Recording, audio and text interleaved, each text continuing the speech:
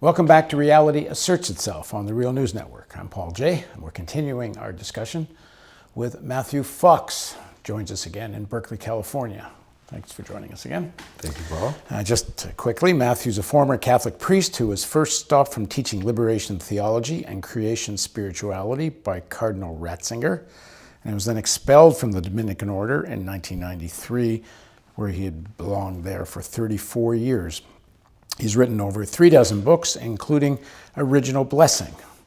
And that's part of the story of your becoming in conflict with some of the hierarchy of the Catholic Church. So we left the story off. You've been in Paris, you've engaged with, being influenced by liberation theology, the beginnings of liberation theology. If I understand it through talking with you, the Dominican order is this sort of subset in the Catholic Church that has its own culture, microculture, I guess you could say, but still it's within the Church, and the Pope is still the Pope. And when do you start having, or do you start having doubts and questions about just where the leadership of the Church is taking the Church?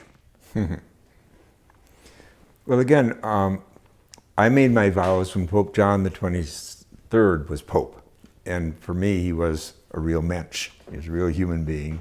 And he reached out to non-Christians and non-believers and so forth. And he's the one who called the Vatican Council. So that spirit of ecumenism and human beings getting together to get over war and get on to something a little more fruitful, I think that his spirit fed that whole movement in the 1960s. And I was on board for that, absolutely. And when he died, of course, and Pope Paul VI took over, he in fact was considered quite progressive, etc., and in Pope John's mode. But he came up with that encyclical Humanae Vitae, which shut the door on changing birth control. And that drove a lot of young priests out the door, because they could not in conscience propose that for married couples and so forth. And of course, then you also had liberation theology really taking root in Latin America in the late 60s, and based communities and so forth, and that was important. Then there was another pope who only lived 1 month, John Paul I, and he seemed to be really in Pope John the 23rd's spirit. He was very much a person of the people, etc., and he died very suddenly. I mean, investigations demonstrate he was murdered. And so did you think so at the time? Because I know a lot of people thought so at the time. I thought it was extremely suspicious, extremely. And he'd been assassinated. He'd been assassinated, and there are major books out that demonstrate that, very serious investigations. Then came... Well, before you go further... So I didn't have a problem with these people. I thought they you said a lot of priests left, and then the Pope is assassinated. Why do you stick it out? Well, I think that there was a lot of potential there. And of course, my field was spirituality, and I was seeing the importance of bringing spirituality to the political issues. Of course, the civil rights movement, people forget the civil rights movement came out of the black church. I think some secularists think it just dropped. And King talks about God all the time. Well, of course, and he was supported by the church and all that. And of course, his mentor was a wonderful Howard Thurman, a brilliant African-American mystic, one of the great mystics of North America. And then, of course, you had the women's movement, and I was teaching for 4 years in a women's college, and that really radicalized me as a feminist, because I heard the stories of women. In my family, there was not oppression of women. In fact, my father sat us all down once at the table, and he said, "I can't afford to send all you kids to college, so here's the deal. I will send you girls to college, but you boys have to get scholarships. It's much easier for boys to get scholarships than girls." This was 1950s. So, my father, even though he was a Republican, he was also awakened by my mother to the equality of gender. And I just grew up in that context, but of course a lot of women didn't. And so and then there was the ecological movement, and of course the gay and lesbian movement too. All that was happening, and I felt all along that you had to bring spirituality to this to help ground it, because look what happened in the 60s. You had people, anti-war people, but who ended up floating into drugs and all this, and that doesn't get a lot done culturally and politically. And like you frame a lot of your discourse politically. What do you mean when you say spirituality? What does that mean? Well, for me, spirituality is reaching into your depths. It's working out of your depths, out of your heart and your head. Not just your head, not just your anger, not just your emotions, but your heart and your head. And so there's discipline involved. And of course, meditation is important because it helps us to let go and to have a clearer view of ourselves and our participation. So we're not just projecting on one another. Politics as anger is just reptilian brain, is the word I would use today. But we have to go deeper than the reptilian brain to get things done. We have to deal with people's hurt, people's woundedness, but also our capacity for forgiveness. And I mean, what Gandhi did and what King did with it in terms of nonviolence and what Mandela did with it, this is real. These are real political movements that change things with very little death and violence. But it takes a change on the inside to be able to deal with violence and be brave enough to not respond in kind. And that's what King was teaching us, and that's what Gandhi was teaching us. And of course, Gandhi got it from Jesus by way of Tolstoy. So it's quite a lineage there. Gandhi said, I learned to say no from the West. So that prophetic no, that's a Jewish thing, to say no to injustice. And Marx had that too. Marx was Jewish. He had no to injustice. And this is what liberation theology was saying, that love and justice are the same words. You can't separate love from justice. Otherwise, love is just a sentimental thing that you see on soap operas. And justice is kind of the test of love. So I found all that very attractive, and I felt called to make my modest contribution, whatever that was. The way you're talking sounds an awful like someone who's known as Jesus. Except talking that way brought you into real confrontation with the leadership of the Catholic Church, with the Vatican. And you write a book in 84, is it? Called The Original Blessing, which one would think sounds a lot like Jesus, except it begins a road of you getting kicked out of the church. What is that all about? Well, when you stir the pot, it disturbs people, and Jesus disturbed people, and he paid a price, and King stirred people, and he paid a price, and Gandhi too. So that's kind of how the story goes, and that's the story of the prophets in Israel too. So life isn't about surviving; it's about standing for something, and then the chips fall where they may. So what is integrity? If not standing for something worth standing for. So, and you don't stand alone, you stand with allies. There are all kinds of movements that echo the principles that Jesus had and so forth. Now, my book, Original Blessing, it was very disturbing to the Vatican and so forth, because in so many ways they've built their structure on the idea of original sin. What I prove in my book is Jesus never heard of original sin. It's not a Jewish idea at all. It's not in the Bible. The first person to use the phrase was St. Augustine, 4th century, which was the very century where the church took over the empire.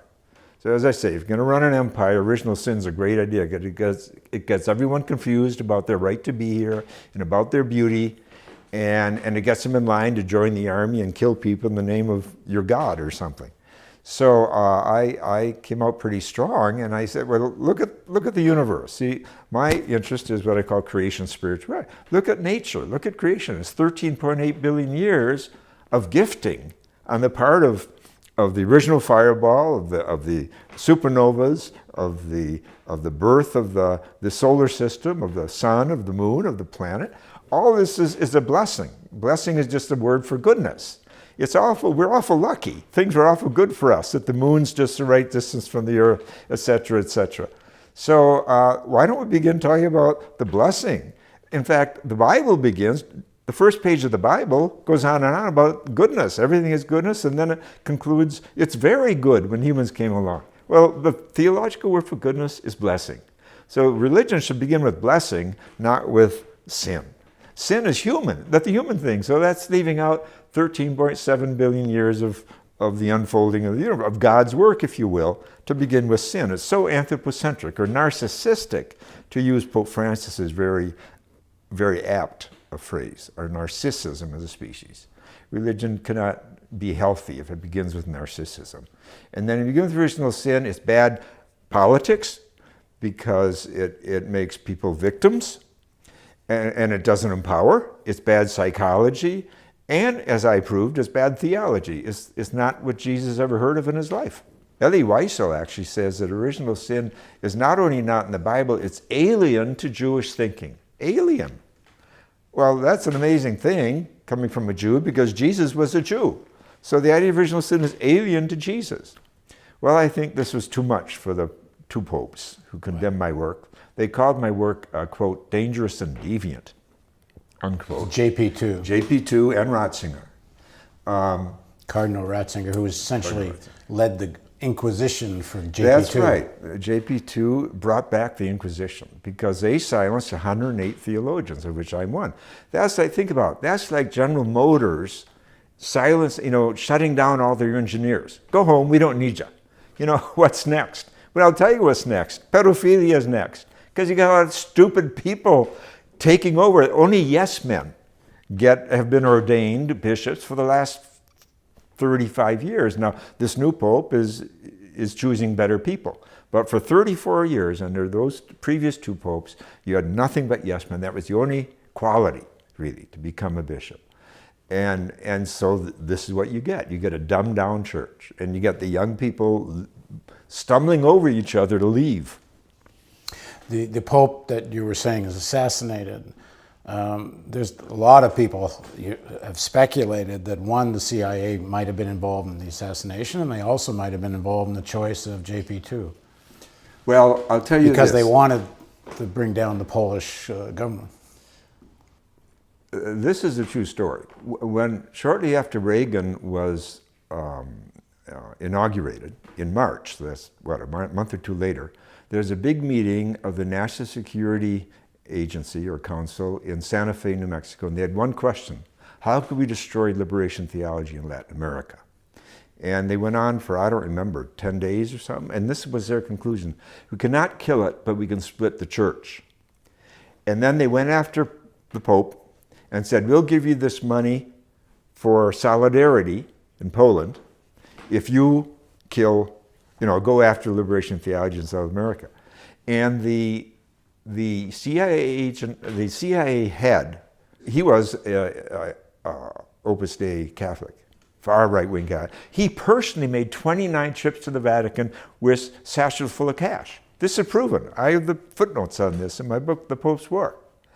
And so it was a quid pro quo. And they got what they wanted. Solidarity became stronger. And eventually the Polish... Well, certainly the Americans wanted the success of Solidarity as well, so it wasn't something they didn't want. So. That's right, but they wanted that, and they also wanted the destruction of liberation theology in South America, and they got both. Yeah.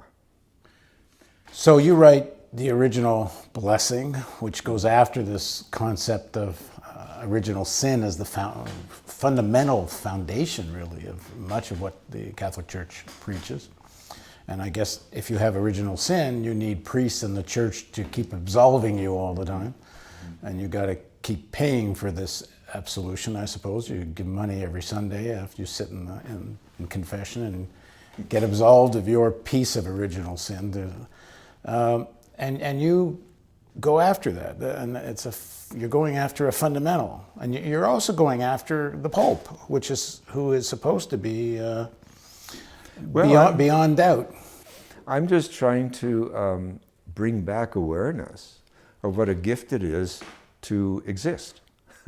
And the more science tells us about existence, how rare this planet is, and how now we live in a world of 2 trillion galaxies, each with hundreds of billions of stars, I mean, it's just an amazing existence.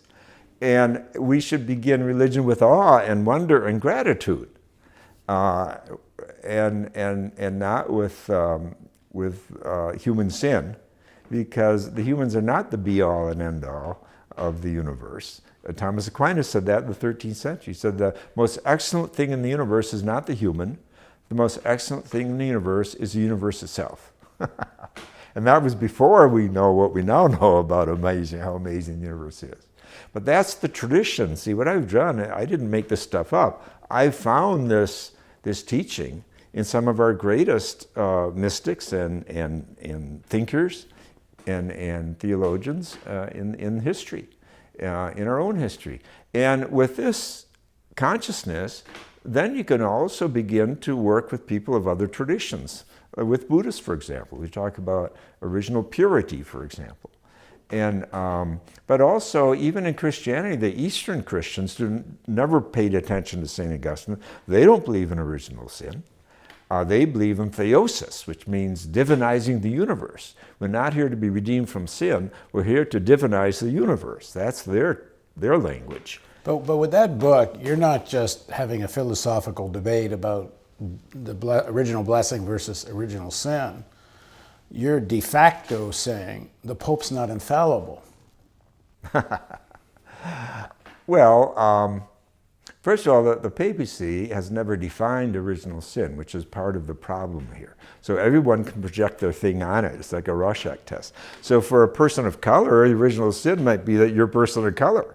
For a gay person, it might mean that you're gay. For a woman, it's that you're a woman. So I mean, it just invites all kinds of self-abuse, really. And that's why it's so dangerous psychologically. Again, but what I'm saying is, when you write that book, you know you're doing you're directly confronting an important piece of the belief system, but you're directly confronting the Pope. Well, you know, I write in search of truth. I'm not looking for some super ego in the sky named the Pope to tell me what's right and wrong. You know, I did my own homework, and it's never been questioned, frankly, by other theologians. Since I wrote that, a lot of people have come on board. So it was, what I really did was to identify, I think, in that language, you know, was strong language, insofar it catches people. Original sin, original blessing. In fact, I found an out of Rock who's Jewish and not Christian. He talks about original wound. He says we're born with an original wound. And I like that language much better than original sin. And of course, we are born into a sinful world. I mean, I think of the people being born today in the world of Trump, or in the world of the collapse of the ecosystem as we know it, and so forth. So there's plenty of sin we're born into, but it's not our fault. New parents know that their new beings that they bring in the world are beautiful and awesome and all this. So where does all this come from? You know, it comes from a very neurotic theologian in the 4th century named St. Augustine. And he identifies original sin with sexuality. And that's important, because if you're going to understand, for example, the pedophile crisis and other issues, and of course the pedophile crisis is not just a religious problem. When they find it's at Michigan State, it's at Ohio State, and the football teams and the wrestling teams and all that. I mean, it's a human problem, and we ought to all be talking about it, what we can do about it. But nevertheless, I think that the church has had such a shadow-filled teaching about sexuality, including forbidding birth control, and at a time when we've already got 7 billion humans on the planet, that, you know, that's part of the weight, the gravity of the teaching of original sin.